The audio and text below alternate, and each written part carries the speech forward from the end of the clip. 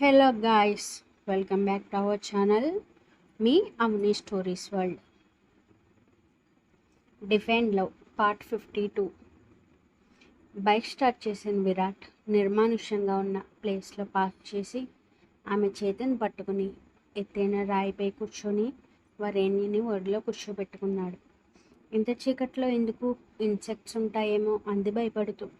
No, you are safe in my hands అన్నాడు breathy టోన్లో.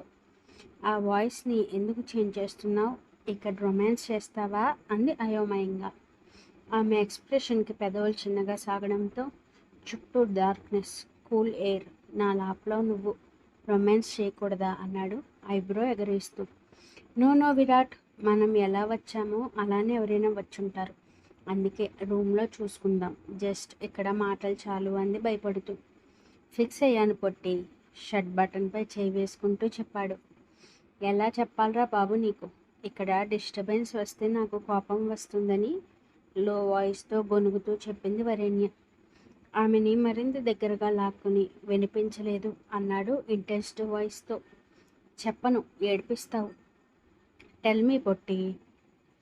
బలంగా ఊపిరి తీసుకుని వదులుతూ అతని షర్ట్లో తలదాచుకుంటూ, నీతో ఉన్నప్పుడు నాకు ఫీలింగ్స్ వస్తాయి విరాట్. ఆ టైంలో ఎవరైనా డిస్టర్బ్ చేస్తే కోపం వస్తుంది నాకు. మన రూమ్లో అయితే ఎవరు ఉండరు కదా అంది చిన్నగా. పొట్టి అల్లరిగా పిలిచాడు. ఇలా అల్లరి చేస్తావని చెప్పనన్నాను అని బిడియంగా చెప్పింది. ఎందుకు సైలెంట్గా ఉన్నావు Virat? I like this silence పొట్టి. థ్యాంక్స్ విరాట్, నిన్నెంత గోల్ చేసినా అర్థం చేసుకుని ఫర్గివ్ చేసావు. కొట్టిన చెంపని చిన్నగా నిమురుతూ, నెక్స్ట్ టైం కంట్రోల్లో ఉంటానే, దిస్ ఈజ్ మై ప్రామిస్ అన్నాడు. మిస్టేక్ చేసినప్పుడు కొట్టడంలో తప్పేం లేదులే, ఆ టైంలో ఎందుకో నా ఎమోషన్ కంట్రోల్ అవ్వదు. వద్దు అనుకుండా అరిచేస్తానురా. నాకేమైనా ప్రాబ్లం ఉందంటావా అనింది డల్గా. పిచ్చిగా మాట్లాడుకు పొట్టి. నో విరాట్, నేను చెప్పేది నిజం. అమ్మ నాన్న దూరం, వాళ్ళ గొడవల వల్ల నేను చాలా ఎఫెక్ట్ అయ్యానురా. ఎన్నోసార్లు అరవాలి అనిపించేది. వాళ్ళని నేను కనమని చెప్పలేదు కదా విరాట్. అలాంటప్పుడు నన్ను బాధ పెట్టే రైట్ ఎవరిచ్చారు చెప్పు? పొట్టి, ఈ టైంలో ఇలాంటి టాక్స్ నెససరీనా? డాడీ నా గురించి చాలా తగ్గారు అమ్మ దగ్గర, కానీ అమ్మకి నా ఏడుపు ఒక్కసారి కూడా పట్టలేదు. అలాంటిది నువ్వు నన్ను ఎంతగా అర్థం చేసుకుంటున్నావు. నీలే ఎవరు నన్ను ప్రేమించలేదురా అని ఎమోషనల్గా చెప్పింది. ఆమెని హత్తుకుంటూ, కామ్ డౌన్ పొట్టి, ఇంత ఎమోషనల్ అవ్వాల్సిన నీడ్ లేదు అని ఫోర్ హెడ్ కిస్ చేస్తూ చెప్పాడు. కన్నీళ్లు తుడుచుకున్న ఆమె గుండెలపై తలవాల్చి తెలియకుండానే నిద్రలోకి జారుకుంది. తనను చుట్టుకున్న చేయి కిందకి జారిపోవడంతో వరేణ్యని ఎత్తుకున్న విరాట్ ఫ్రంట్ కూర్చోబెట్టుకుని జాగ్రత్తగా డ్రైవ్ చేసి ఇంటికి తీసుకొచ్చాడు. ఏమన్నారు Kannayya? Nothing to worry mom, 6 months course చూస్ చేయాలన్నారంటూ ఆమెను రూమ్లో పడుకోబెట్టి భోజనానికి కూర్చున్నాడు. వరు నిద్రపోయిందా? నేను తినిపిస్తాను మామ్ అంటూ కర్డ్ రైస్ తీసుకుని లోపలికి వెళ్ళాడు. వరేణ్యని బలవంతంగా కూర్చోపెట్టి కొంచెం తినిపించాక ఆ మత్తులోనే ట్యాబ్లెట్స్ వేసి బెడ్షీట్ కప్పాడు. వెళ్తున్న అతని చేతిని పట్టుకుంటూ, love you Virat, thanks for coming in to my life అంది మత్తుగా. ఆమెపై బెండ్ అయిన విరాట్ ఫోర్ హెడ్ కిస్ చేసి లైట్ ఆఫ్ చేశాక బాల్కనీలోకి వెళ్ళాడు. సిగరెట్ వెలిగించి పొగ వదులుతూ కామిని గురించి ఆలోచించడం మొదలుపెట్టాడు. ఇప్పుడు తన ముందు ఉన్న పెద్ద టాస్క్ కామినిని తప్పించడం. కానీ ఎలా అన్నదే అతని ఆలోచన. సిగరెట్ పూర్తయ్యేలోపు అతని బ్రెయిన్లోకి కత్తిలాంటి ప్లాన్ రావడంతో కన్నింగ్ స్మైల్ ఇచ్చి, యు ఆర్ ఫినిష్డ్ కామిని అనుకున్నాడు. కామిని స్వర్గటంచులకి చేరుకున్నాక డ్రెస్అప్ అయ్యి బ్యాక్ డోర్ నుండి బయటకు వెళ్ళిపోయాడు సమీర్. కాల్ చేస్తాను, ఇలానే వచ్చేయి అంది అరుస్తూ. ఐవింగ్ చేసిన అతను డోర్ క్లోజ్ చేయడంతో డ్రెస్అప్ అయిన కామిని కేశవ్ దగ్గరికి వెళ్ళింది. ఏంటి బాస్, ఇంపార్టెంట్ మ్యాటర్ మాట్లాడాలని చెప్పారు, విరాట్ ఏమైనా చేశాడా అంది నవ్వుతూ. ఈరోజు శరవణ్ కాల్ చేశాడు, వాడికి వికాస్ నచ్చాడట అంటూ మొత్తం జరిగిన విషయం చెప్పాడు. బాస్, 10 కోట్లు పోయాయని తొందరపడితే మొదటికే మోసం వస్తుంది తెలుసా. ఇప్పుడు విరాట్ చెప్పినప్పుడు వింటే నమ్మకంగా జీవితాంతం మొత్తం పనిచేస్తాడు, లేకపోతే ఎప్పుడైనా ఏదో తిరగొచ్చు నీకు అంది. కామిని చెప్పేది నిజమే అనిపించింది అతనికి. నేను చెప్పేది నిజం బాస్, విరాట్ని నీ నుండి దూరం పోవాలని చాలా ట్రయల్స్ వేస్తాడు, బట్ పోలేడు. సో కొన్ని ప్రాజెక్ట్స్ సక్సెస్ అయ్యేంత వరకు సైలెంట్గా ఉండు. తర్వాత మరింతగా అతన్ని లాక్ చేసి ఇచ్చిన మనీని వెనక్కి లాక్కుంటే సరిపోతుంది. ఏమంటావు అంది హుషారుగా. You are too excellent person Kami. Thank you. మరి వికాస్? ఆలోచించడానికి ఏం లేదు, వెంటనే ఒకే చెప్పే. ఆ అనాథ దాన్ని తప్పించడం ఎంతసేపు చెప్పు అంది ఐవింగ్ చేస్తూ.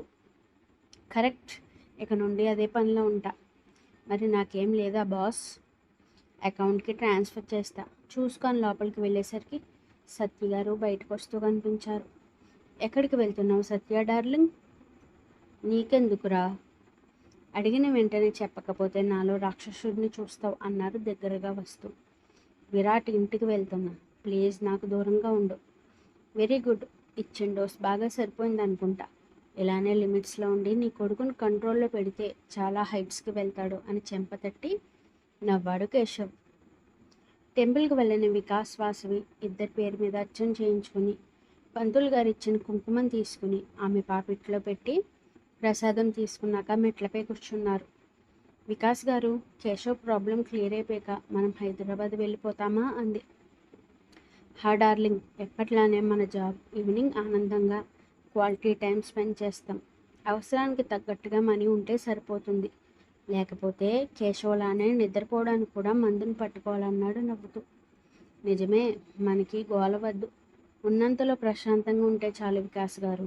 మనకి ఇద్దరు పిల్లలు, వాళ్ళని జాగ్రత్తగా చూసుకుంటూ మనం సంతోషంగా ఉండాలి. ఇదే నా కోరిక అంది అతని చేతిని పట్టుకుంటూ. ఆమె పక్కన కూర్చున్నవాడు కాస్త కింద మెట్టుకు జరుగుతూ వాసవి కాళ్ళకి తను తెచ్చిన మెట్టెలు పెట్టాడు. ఎప్పుడు కొన్నారు? మెరుస్తున్న ఆమె కళ్ళను చూసి నవ్వుకుంటూ మెడలో నల్లపూసలు వేశాడు. Thank you so much. మిమ్మల్ని అడగాలనుకున్నాను తెలుసా. ఇప్పుడు మన పెళ్ళి సంపూర్ణమైంది అని చెప్పింది ఆనందంతో. ఇక ఇంటికి వెళ్దామా డార్లింగ్? అప్పుడే, కాసేపు కూర్చుందామండి. నీ ఆనందం చూస్తుంటే నాలో చెప్పలేని ఫీలింగ్ పెరిగిపోతుంది. దట్స్ వై ఇంటికి వెళ్తే మొత్తం చూపించేస్తానన్నాడు ఐవింగ్ చేస్తూ. మనం గుడిలో ఉన్నాం, చెంపలు వేసుకోండి, పాపం తగులుతుందని చిరుకోపంతో చెప్పింది. కావాలంటే రేపు మళ్ళీ తీసుకొస్తాను, ఇప్పుడు వెళ్ళిపోదాం పద అంటూ గోల చేసి ఆమెతో తన రూమ్కి చేరుకుని శారీని దూరం చేసేశాడు వికాస్. ఎందుకింత కంగారు? నవ్వాపుకుంటూ అడిగింది.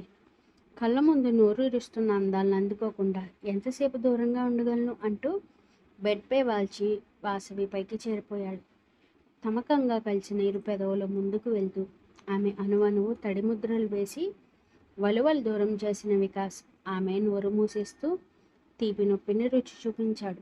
ఇంత హార్ష్నెస్ వద్దు, కళ్ళు బిగిస్తూ చెప్పింది చిన్నగా. ఓకే డార్లింగ్ అంటూ తమ ప్రేమలో మునిగి తేలారిద్దరు. సంజు గారు, నాకు బోర్ కొడుతుంది, ఏమైనా మూవీకి వెళ్దామా అంది శాండీ. నో బేబీ, క్రౌడ్ ఎక్కువ ఉంటుంది, మనం హోమ్ థియేటర్కి వెళ్ళి చూద్దామంటూ ఆమెని తీసుకుని టాప్ ఫ్లోర్కి వెళ్ళాడు. ఏ మూవీ చూద్దాం? హర్రర్. ఈ టైంలో భయపడతావు బేబీ, అవసరమా మనకి? ఇంచక్క కామెడీ చూద్దాం అన్నాడు. భయం మీకనుకుంటా కదా సంజు గారు. నో, నాకేం భయం లేదే. దెన్ పెట్టండి. అసలు పెట్టను, ఈ టైంలో భయపడకూడదు నువ్వు అని మంచి ఫ్యామిలీ మూవీ పెట్టాడు. మీరెందుకు దూరం పాటిస్తున్నారు? నాకు ఇదేం నచ్చట్లేదు తెలుసా. నాకు నచ్చట్లేదు శాండీ, నీకు దగ్గరగా ఉంటే నన్ను కంట్రోల్లో పెట్టుకోలేను. వీక్ మూమెంట్ ఏమైనా జరిగితే నన్ను లైఫ్ లాంగ్ క్షమించుకోలేను. జస్ట్ ఫోర్హెడ్ కిస్ చాలు అన్నాడు. ఎప్పటికీ ఇంతే లవ్ చేస్తారు కదా? డౌట్నా? కాదు, భయం. రేపు పిల్లలు పుట్టాక, దట్టు ఆడపిల్ల పుడితే నాకు స్పేస్ తగ్గిపోతుంది. పిచ్చిదానా, నువ్వు అలా అనుకోకే. నువ్వు వైఫ్, వాళ్ళు పిల్లలు, డిఫరెన్స్ లేదా అన్నాడు ఇరువురు నుదుర్లు ఢీ కొడుతూ. అతని ఫేస్ పట్టుకుని చిన్నగా ఇరు పెదవుల్ని కలిపింది స్వప్న. సున్నితంగా ఆమె పెదవుల్ని ముద్దాడుతూ చెంపని ముడుతుంటే రాజేంద్ర గారి నుండి వచ్చిన ఫోన్ కాల్కి దూరం జరిగి లిఫ్ట్ చేశాడు. Sanju, where are you? 5th ఫ్లోర్లో ఉన్నాం. What happen dad? కిందకరా, నీ గురించి ఎవరో వచ్చారు సీరియస్గా చెప్పి కాల్ కట్ చేశారు. ఏమైందండి? నథింగ్ రా, డాడ్ వర్క్ గురించి చేశారు, నువ్వు రూమ్కి వెళ్ళి రెస్ట్ తీసుకో అంటూ ఆమెని తమ రూమ్లో వదిలి కిందకు వచ్చేసరికి ఎదురుగా నిలబడిన మనిషిని చూసి కొయ్యబారిపోయాడు ఒక్కసారిగా. Hi Sanju dear, how are you? హుషారుగా అరుస్తూ వచ్చి హగ్ చేసుకుంది మిస్టీ. ఇంకా షాక్లోనే ఉన్న తను తేరుకుని ఆమెని విదిలించడంతో, నా నుండి తప్పించుకోలేవు అంది చెవి దగ్గర చెప్తూ. Misty, be in your limits. What is this nonsense Sanju? తనకి షెల్టర్ ఇవ్వకపోతే మన హాస్పిటల్లో డ్రగ్ అండ్ ఎక్స్పైర్డ్ మెడిసిన్స్ ఉన్నాయని కంప్లైంట్ ఇస్తుందట అని అసహనంగా అన్నారు Rajendra. Misty, don't do this nasty things. Come on Sanju dear, guest రూమ్లో shelter ఇవ్వలేవా?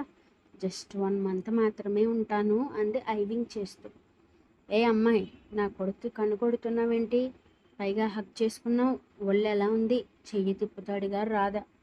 Hey old aunty, just stop it. Come on Sanju, ఇక్కడ చాలా హాట్గా ఉంది. ఏం జరిగిందో తెలుసుకోవాలని అనుకుంటూ మిస్టీ, దట్స్ యువర్ రూమ్ అనడంతో థ్యాంక్స్ అంకుల్ అంటూ లోపలికి వెళ్ళింది. Dad, stop it Sanjeev. Hug చేసుకునేంత ఫ్రీనెస్ ఉందా? శాండీ చూస్తే తనెంత ఫీల్ అవుతుందో ఆలోచించావా అన్నారు గంభీరంగా. ఇక జరిగింది మొత్తం చెప్పక తప్పదని ఇద్దరి మధ్యలో కూర్చుని ప్రతి విషయం చెప్పాడు Sanjeev.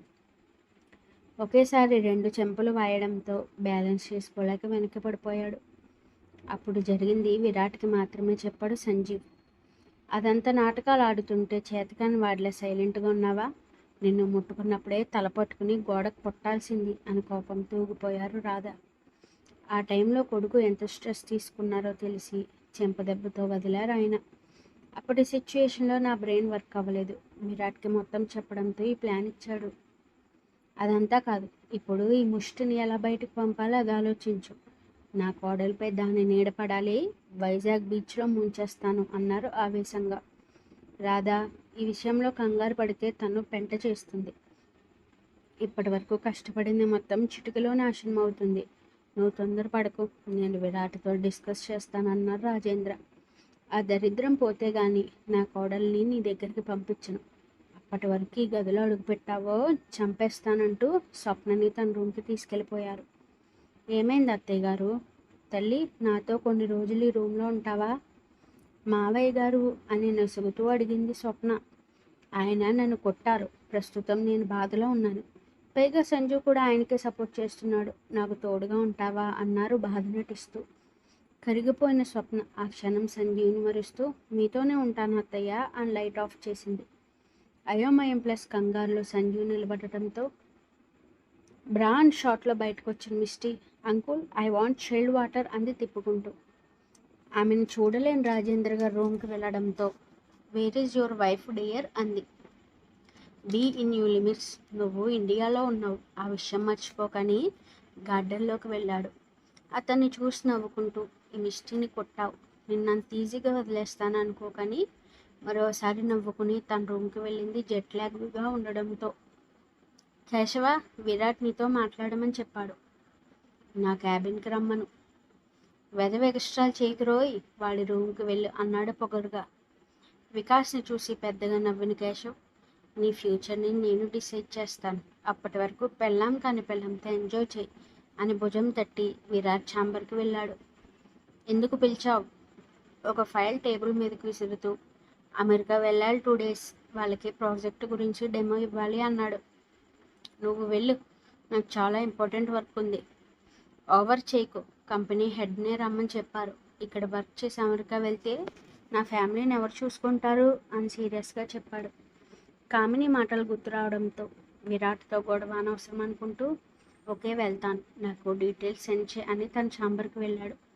25% plan success. Side smile ఇస్తూ వికాస్కి కాల్ చేశాడు. చెప్పరా?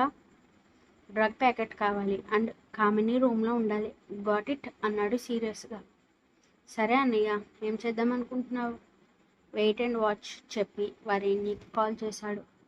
విరాట్ ఏడుపు గొంతుతో పిలిచింది. నాకు ఈ ట్యాబ్లెట్స్ వేసుకుంటే నిద్ర వస్తుందిరా, ఐ హేట్ దిస్ మెడిసిన్స్ అంది. బెస్ట్ మెడిసిన్ ఇచ్చారు, టైం మిస్ చేయకు. ఏమైనా కావాలా? మల్లెపూలు, డార్క్ చాక్లెట్.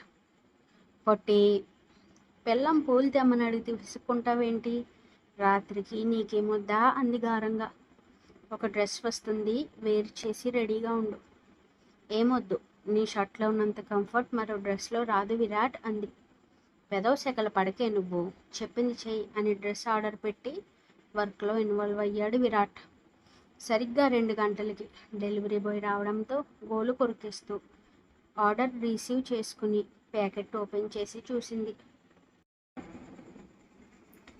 వరేణ్య కళ్ళు బైర్లు కమ్మడంతో వెంటనే అతనికి కాల్ చేసింది. ఎందుకు చేస్తుందో తెలిసి కట్ చేశాడు విరాట్. దొంగ సచ్చినోడు, తెలిసి కూడా కట్ చేస్తున్నాడు. ఏంట్రా బాబు ఇలా ఉంది ఈ డ్రెస్ అని తల పట్టుకుని కూర్చుంది Varenya. Thanks for watching. Like, comment, share, subscribe చేసుకోవడం మర్చిపోకండి. Stay tuned for more stories.